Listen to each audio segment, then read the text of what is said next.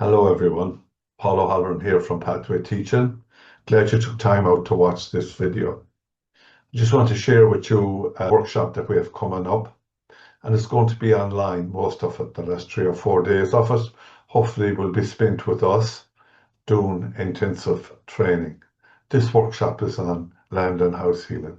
I've been doing land and house healing for the last 30 odd years, and I remember when I was first taken to land and house, I was told by Spirit this was one of the jobs that I had to do. I actually thought, like, who'd ever want a land and house healing done? And are you mad? And are you this? But I've been doing it for 30 years.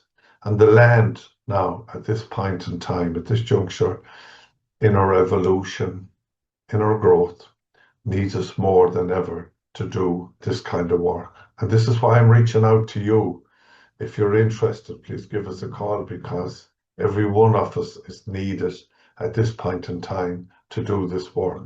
It's so important that we try to bring the earth back to its original state, to heal the wounds that we, our ancestors, have created on the planet at this time. And I've always this vision that every time I train people to do this work in whatever form, it's like we're putting parts of the jigsaw back together to make the thing whole. And to tell you the truth, one of the best places you could learn this work is in Ireland, because between fights over land, blood on land, ill will, all this kind of stuff, curses, imprints, all the things that can come up, it was my best teacher. So first of all, I've trained with many amazing people in this work. And I was blessed that they shared their knowledge and their wisdom with me, which made the job for me easier and gave me more awareness. Peter von Mantis was my teacher for 14, 15 years. Zanzi Mula is his spirit name, the man who brings the rain. He was an amazing diviner, amazing medicine man, and he came from South Africa. And he gave me many, many beautiful teachings in the land and in other aspects. David Leslie, who is a shaman in the Isle of Man, we spent many, many summers or months together sharing information and working with it, with each other. He was also a great teacher. Chief Wananichi from the Ojibwa tribe taught me some techniques that are very special that I still use today, and most of them I use from the teachers. And my first teacher was Joe Mullally in Blessington, County Wicklow. And he, first time I ever caught divining rods and started to do the work with them. But over the years, I've had many beautiful teachings from the land, and the energy that it gives is gratitude when you do the work. And there's nothing, sometimes when you're called in to do a job for people, you know, on their house, on their land, you can be the last person that they're going to try. They've tried everything else, and where the energy is with the land. Lots of times you have cancer cases. Lots of times you have curses on the land, bad luck, all this kind of stuff happening. And we can deal with all them. So the kind of things, the course will start in January. So basically we run a month, every month, I think, except August, right through to December. And those that are willing to gather to take it deeper, to become master diviners, master land healers, can do that. If you just do the course with us and finish up, we'll give you a certification in Foundation of Land and House Healing. Following that, those that are called to do the immersive intensive training, providing they pass the foundation course on the land and house healing, become master practitioners of land and house and go on to our directory, land and house healing and pathway teaching. So that's something to look forward to. Now, what do we cover in the course? The first thing I want to talk about is the spirit of the land. When I look at the land and look at the property and look at a place, it has its own energy. So, but it also has its own spirit. That spirit has held that space together over the many, many years. And sometimes it can be wounded, which I'll explain to you later. We measure the frequencies of the place when we go in and the chi levels. And the reason we measure the chi is that way we find out about ghosts on the land, because ghosts absorb chi. So when we start to do the work, We measure the chi and we measure the frequency of the land from the David Hawkins book, Power versus Force. So basically, 0 constitutes being dead or almost dead, and 1,000 is enlightenment. I've never hit a place yet that has been 0 or has been 1,000.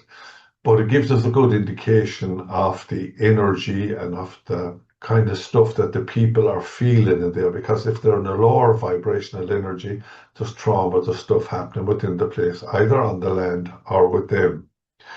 We work with remedies. We'll be showing you how to work with remedies. We as human beings need remedies lots of times to perk us up, through sickness, through different things. Land is no different. It needs remedies. And what I love about when I doubt for the remedies for the place, the actual remedies will give you a story of what's actually happening in the place. And it's a very, very good indicator of what you need to do on the land. The tools we use mostly is divining. Now, there's other things that we do as well, but divining is to divine for the ley lines, divine for all the different type of lines that we look for.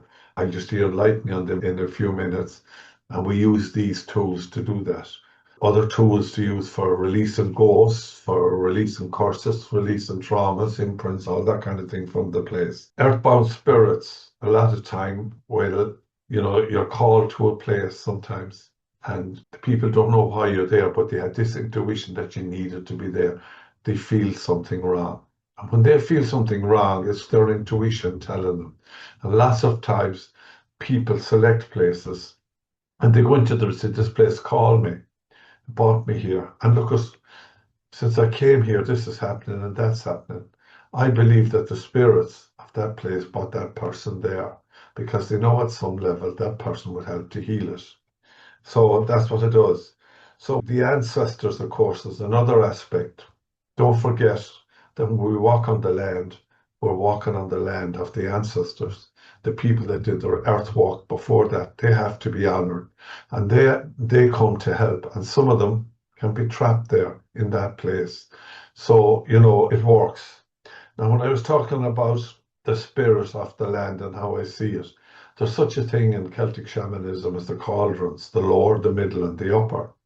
But when I'm on the land, I douse for the cauldrons of the land to see if they're balanced or if they're not balanced. If they're not balanced, they need to be healed and balanced. And I believe that's the trauma the land has carried. And also it's the trauma that the spirit of that place is carrying. So when they're imbalanced, out of sync, there's no flow. Understanding other energies found, there's traumas.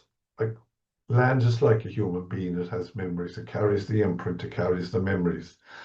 Stressholes. Stressholes are where sometimes people got bad news. Someone maybe died on it. Their soul has moved on, but the memory and the imprint is still there.